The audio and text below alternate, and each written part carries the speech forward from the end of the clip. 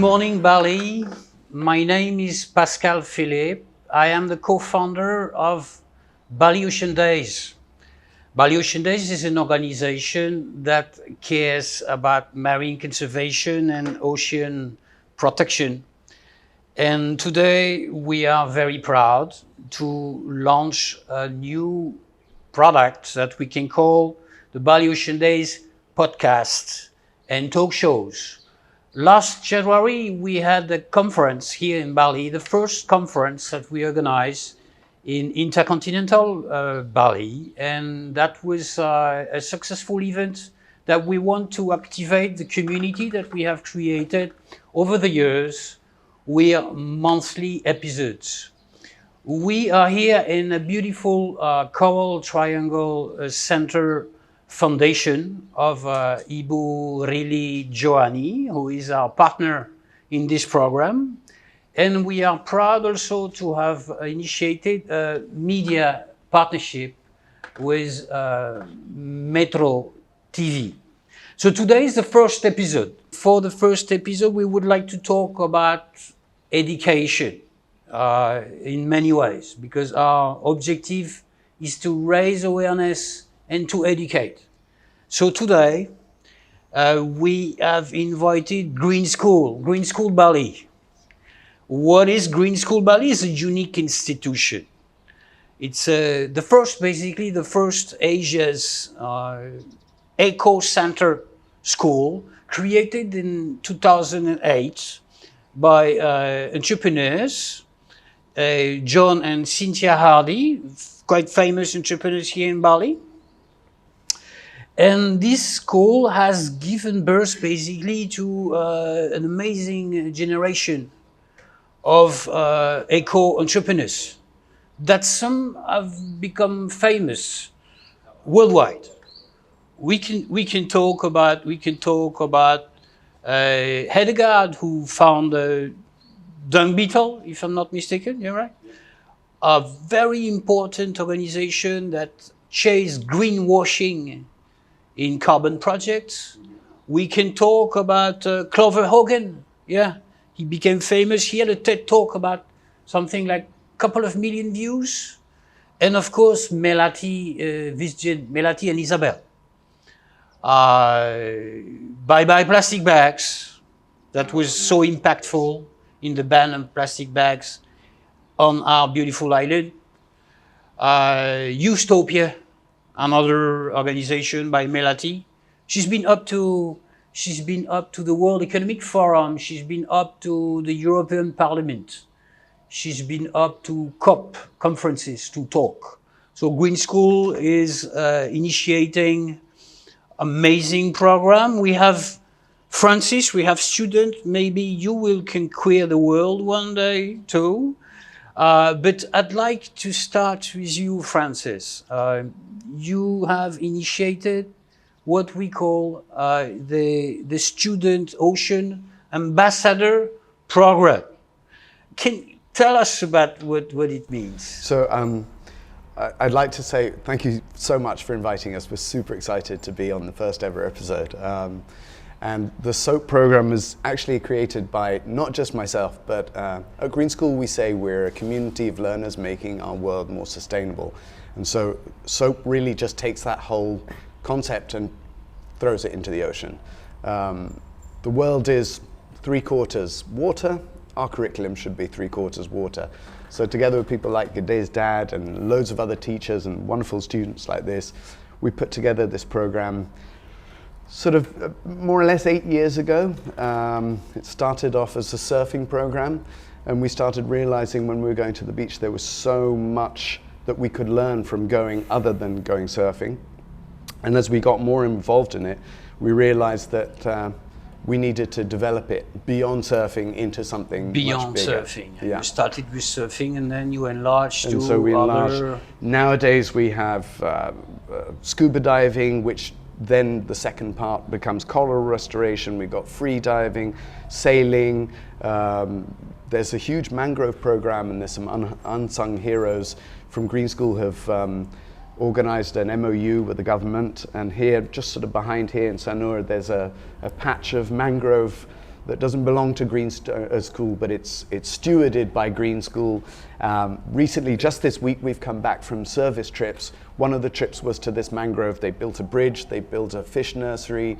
They're working together with local government and local mangrove schools. Conservation program. That's Yeah, and really to try and make related it, to what we do in Bali Ocean Days. I mean, The idea is to try and set up a model that works so that we can then, local schools can then start coming and learning from that model and also be involved. So our main way of doing the SOAP program is a four-pronged approach. We hook them, we train them, we brain them, and we launch them. you hook them, Train you them, train them, you brain them, brain them, and Not then brainwash, and then brain. you launch them to the then we world launch them into the world, yeah. with confidence that they can. Well, I hope you'll see that in action with some of these guys. But, I see. So and the I idea mean, is to make it replicable for other schools. So basically, okay. So you're teaching conservation and sustainability both for daily lives and for long-term projects. Yes. Even careers. that We're you hoping, want for to- example, the to mangrove. inspire. Yeah, but we're hoping, for example, the mangrove project will be a sort of 20-year study of how much we can impact a specific piece of the mangrove. If we can see how many schools we reach out to, how many tons of carbon that mangrove sequestered, how many livelihoods of local fishermen we've impacted, that would be really nice to see over 20 years, the lasting difference. And our hope is to eventually, together with wonderful people like the Coral Triangle Centre, the Rip Curl School of Surf, North Bali, Reef Conservation, Pemutra and Biosphere, together with these Biosphere. people, create these programs that will continue. You'll hear about these things from these guys in So a minute. you are growing in partnerships Exactly, and supports exactly that. for long-term change. So Yeah. basically, you inspire the change makers, the future blue leaders. That's let's it. say, So in the blue economy, we need them so much. We know that this Absolutely. generation is of heavy responsibilities. Yeah. So we They're try gonna to- have a damaged planet in heritage, with the heavy responsibility to find to implement sustainable solutions. So talking of damaged planets, we try to work on a basis of ecophilia rather than ecophobia. One of the things Clover talks about a lot is this very present in younger people, climate anxiety and the feeling of hopelessness, uselessness, and overwhelmed because the problem is so great.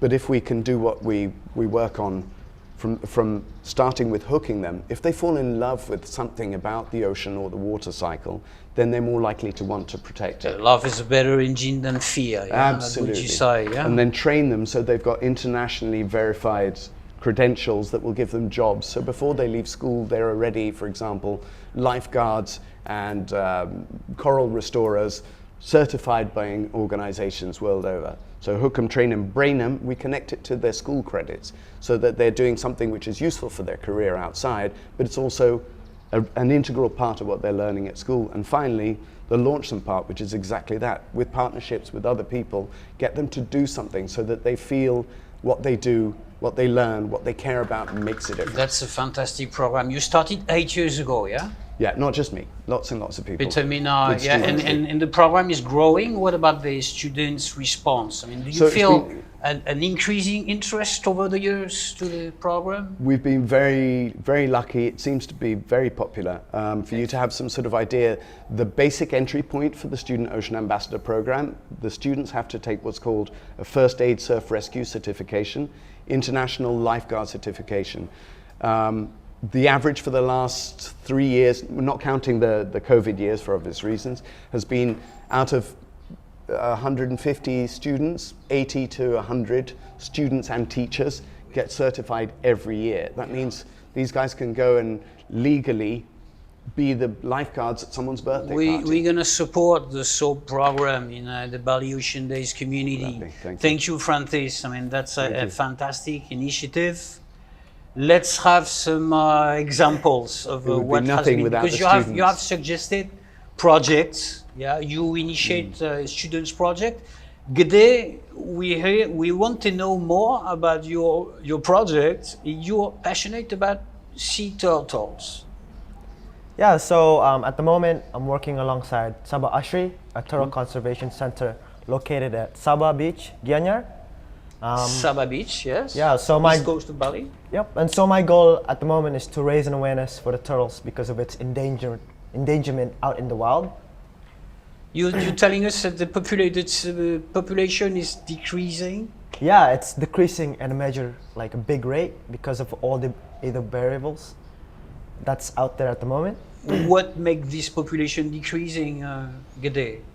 So at the moment, as turtle eggs are hatching, as its season's coming through April and October, turtle eggs are nesting, and there are many variables that encounter them, such as stray dogs, monitor lizard. That destroy the eggs. Yeah, destroy the eggs, and illegal poaching. There's a lot of people that want to, pick up turtle eggs and want to pick them up and eat them and sell them. I don't know what they do, but not good stuff, so they want to pick them up and put them somewhere else. So you guys collect the eggs in the nesting season. You bring the eggs to a hatchling center? Yeah, so we pick up the eggs and we collect them. We collect all the eggs that we find at the beach. So then we then place them at the conservation in 2 different habitats, one in cooler habitats and one in hotter habitats. And so if we place them in a cooler habitat, the eggs will hatch and turn into a male. And if we place them in hotter sand, they will grow up and turn into a female. So that's why. So the hotter sand gives birth to female. Yes, and cooler sand give birth to male turtles. So that's why they're hot. The girls are hot and the boys are cool. I see. Gender bias, no gender bias here. G'day.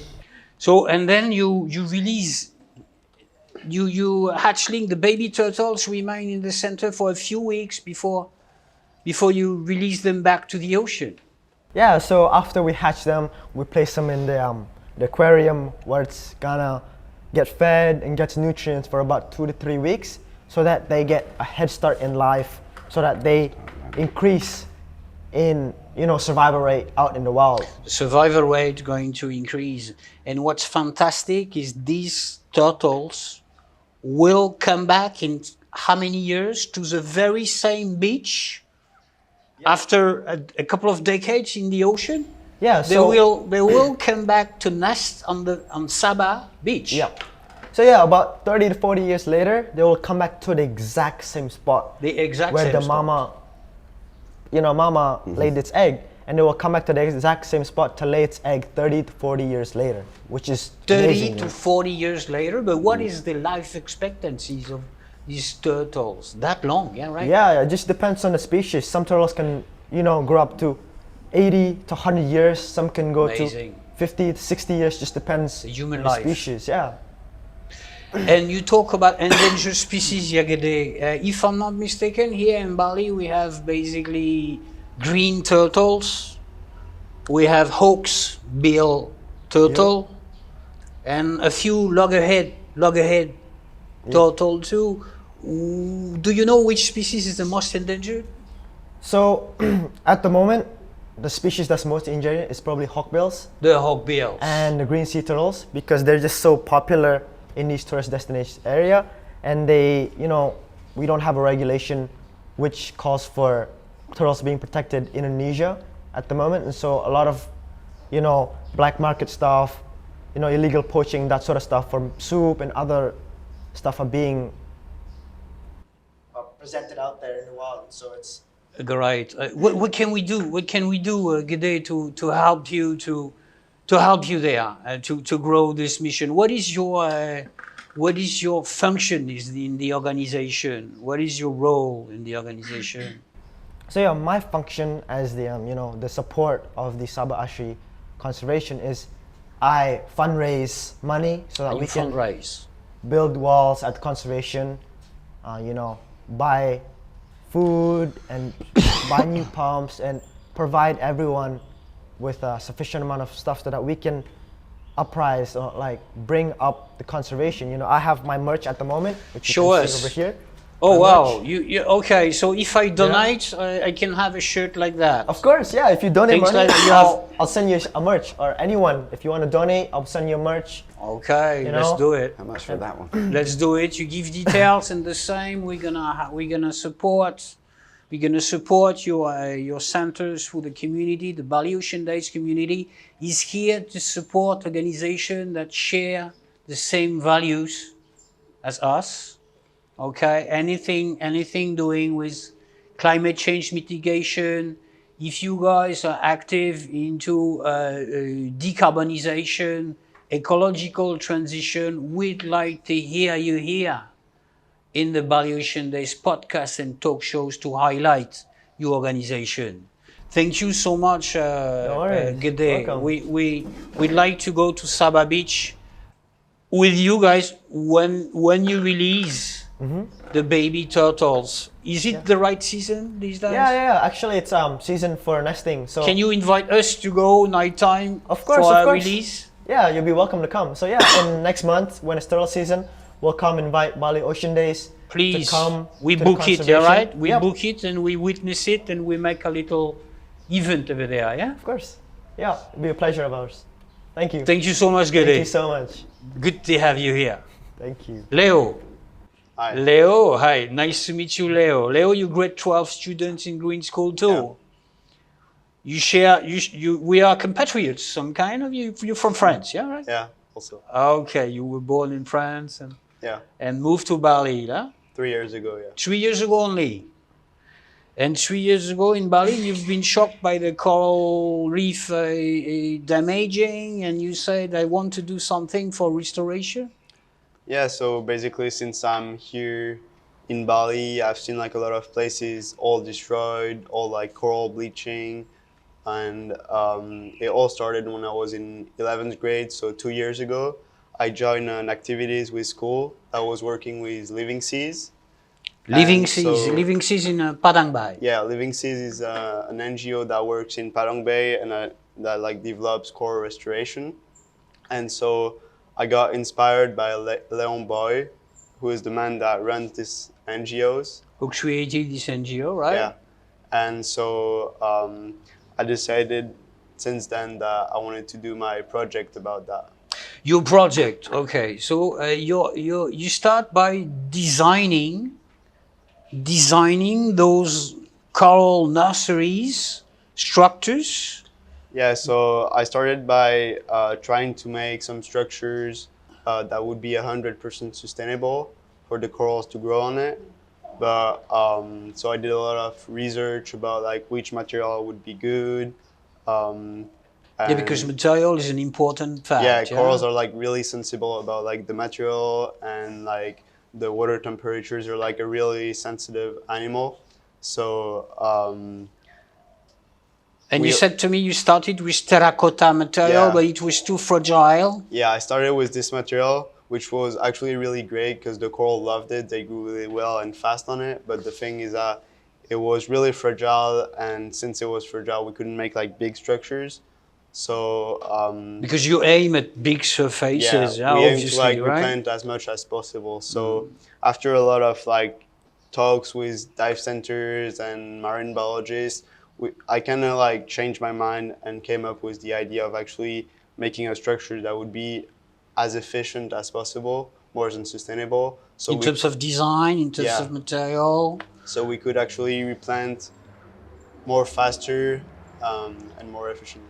Because lots of factors, yeah, are important in this Yeah. activity. Yeah, you need the right sunlight, the right depth, the right courage Yeah. to make it efficient for a high growth coral. You've learned about that with Yeah, well, Living Seas. I'm not definitely not a marine biologist. I have like a bit of knowledge, but not everything. But the only knowledge I have is from hands-on work that I've been developing through these 2 last year while diving. You know, the largest coral restoration project in the world happened is happening in Indonesia, basically. Yeah, it's in It's the South Mars project, right? The Mars project, yeah, I know you well. You know well about that. The Mars project in South Sulawesi. Yeah. Those guys have something like 20 hectares of rock coal restoration structure in place with a huge potential, yeah, for recreation. Yeah. We're gonna hope wish you the best success, because this is a crucially important project to recreate, because as you know, the degradation. Yeah, so right now my expectation for my project, so I would want my project actually to have a big goal. So I want like diving center and tourists to actually get more involved into coral restoration and not just diving, actually making sense of your hobby, so what you're doing, so making sense of your diving, you know, like not just diving and enjoying the view, actually being part of its To restoration. take part in sustainable tourism Yeah. development, tourism that cares here in Bali, right? Definitely. Thank you, Leo. Thank you for your project. Keep going, keep growing. Okay, growing the corals. Dive again to check how they grow, and invite us Yeah, of course. to go underwater. Yeah, and to check the results. Yeah, thank you. Thank you so much. Francis, Francis, points. So Francis, the soap program. Coming back to the motto of the soap program, yeah, right? So you start. So hook 'em, You train hook 'em. brain 'em, launch them, You hook them. make them fall in love. You somehow. train them. Train them, give them qualifications outside of school for the real world. Then we brain them, You brain them. we put what they learn in school into their passion for good. And finally, we launch them. We You see launch them to the world and to develop their own them, careers. empower them to follow their path, to leave lasting projects for others, to continue to develop, to grow, launch them as the future change makers, to carry on being an inspiration for the younger students. green leaders of tomorrow. Excellent. Thank you so much. Thank you so much, gentlemen, Thank you for for having us. this. Thank you you. for Thank you for having me. So now we'd like to continue with other green school activities that are notable. We'd like to continue to talk to Farah about the World Ocean Ambassador Hangout every year, and we're pleased to introduce Ms. Kanya Manasya, the Executive Director of the Green School Foundation, that you will talk to us about your missions a bit later. But maybe we can start with you, Farah. Yeah. Farah, you're grade 10 students in Yes, grade grade school. 10. And you take an active part in this yearly festival. Yeah. You can tell us what's going to happen in Pandai Sese? Yes, so the World Oceans Ambassador Hangout, or WO Festival, is a celebration of the ocean on June 8th, where we are also making a platform for young change makers and organizations that want to bring a change to ocean protection and conservation. So every year at Green School, every year you celebrate the United Nations World Ocean Days Yes. with a festival on this beautiful beach on the west coast of Bali. That's it. That's what you do.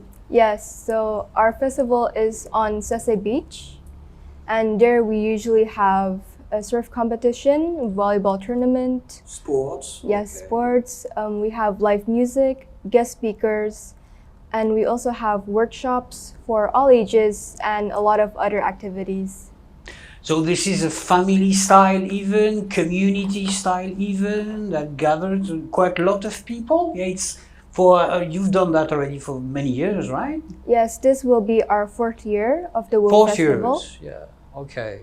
And so this year we're aiming to be more family friendly because there are a lot of families that come to our event. Lots of families. Yes. Okay. So you have distractions, you have activities for the young children, educational activities where we can learn a few things about marine conservation?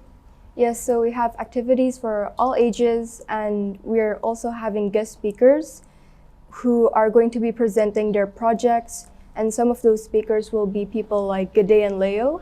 Gede and Leo that we heard, they will be there. So, okay, Yes. we will witness them. And there will also be people from other organizations such as Rip Curl and maybe the Rip Curl? Yes, Okay. and the Gili Shark Conservation. The Gili Shark Conservation is a partner of the festival. Yes, we are planning to reach out to them, and we would be happy if people from the Bali Ocean Days or even the Coral Triangle Center also come. So you mean that we can open, it's still possible for the people outside the organization to open a pop-up market or to propose a workshop? Yes, so we have a registration form for if you want to be a vendor, a workshop, or even if you want to be a volunteer. And you can find it on our website, wo2024.online. We're gonna support you this way, Farah. We're gonna make sure that we have lots of exposure for this World Ocean Ambassador Hangout year number 4. Anything you want to make? What was the previous editions were successful? You do something a bit different this year? What difference you make this year? Yeah, so this year we're planning to have, our team is ICE, ICE. Ice? You want to break the ice? Yes, so it stands for Immerse, Contribute, and Explore. So Immerse, contribute, and explore. yes, so these are the values that we want people to bring and to experience while in our festival. So we have sports activities, we have workshops, we have live music. That's a great day. It starts from the morning. It's only June 8th or it continues the day after? It's only June 8th. June 8th. Okay, from morning to night. Yeah, right? So you invite all the Bali communities to join you there and to Yes. join the Green School to celebrate this very important day from the United Nations. Thank you, Farah, Yeah, for thank you. sharing with us this fantastic festival. We will be there. We will be there with the Bali Ocean Days community in Pantai Sese, June 8, 2024. Thank you so much, Farah, and welcome to Kenya. Hi, thank you, Pascal. Because Kenya, you have an important role in this beautiful organization as the executive director of the Green School Foundation. So what is Green School Foundation, Kenya? What is your main purpose and missions?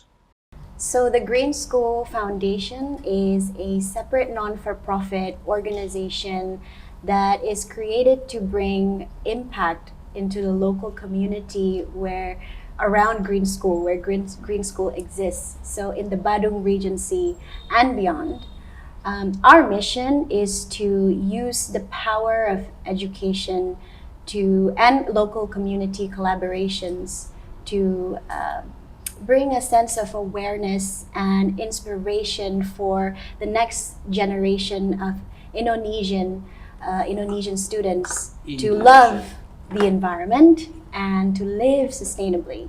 Indonesian students, yes. So I mean, very interesting. You are in Yes. partnership with the government, the local government of Badung, you said, and Yes. with a few primary schools. Yes. So currently we have 2 programs that we're really focused on.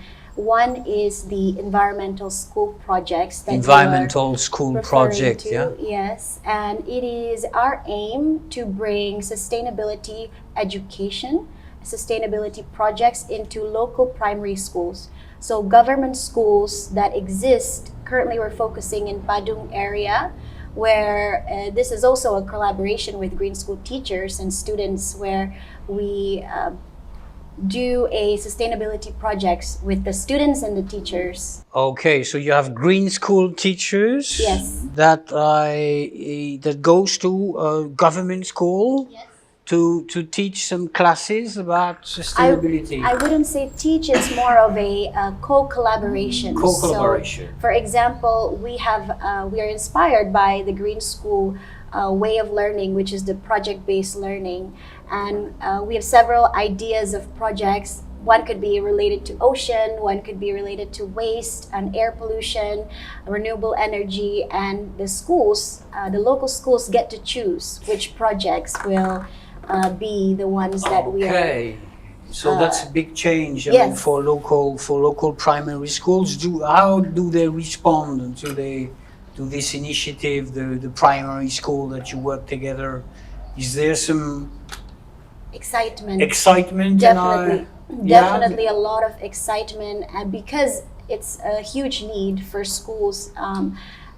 The current curriculum of Indonesia right now, the Merdeka Belajar curriculum actually is giving more flexibility in the learning True. for the local teachers to teach more hands-on experience. Excellent. So So it we- gives you some space Yes, to. exactly. So we are intervene. complementing that new curriculum by bringing this collaboration ideas. So we've great response from the community, especially from the government. We've been working closely with the Badung Regency in particular. They've opened up pathways for us to go into these schools and create incredible projects. That's a very generous initiative from Green School, because we know that Green School, I mean, is financially not something that is available for everybody. Yeah, right. So you are telling us that the foundation Yes. targets, or the audience is more into local children, local population, Balinese population. You do something special with the farmers' families. You have a program for the farming, sustainable farming Yes. development. Yes, so one of the challenges or issues currently we're facing in Indonesia and probably in the rest of the world is the degrading generation of farmers. Not enough young people want to become farmers because it's just not a cool career option. It's not seen as attractive. Exactly, and it's seen as hard labor. But farming's become more than that, and we have examples of very successful young farmers out there creating business opportunities out of farming. Okay. And so why we target the children of farmers, because as you know, Bali, we're running out of land. We're running out of our ancestral land. So we want to find these really passionate young children of farmers who are willing to continue the farming legacy in their family and to preserve the land that they own. And That's a Yeah. crucially important project in It Bali, is, Kenya. it is, yes. And what do you use to raise their awareness and motivation? I mean, what kind of stories can you tell, or what kind of tools do you use for these farmers' children to raise their interest to continue Yes. farming?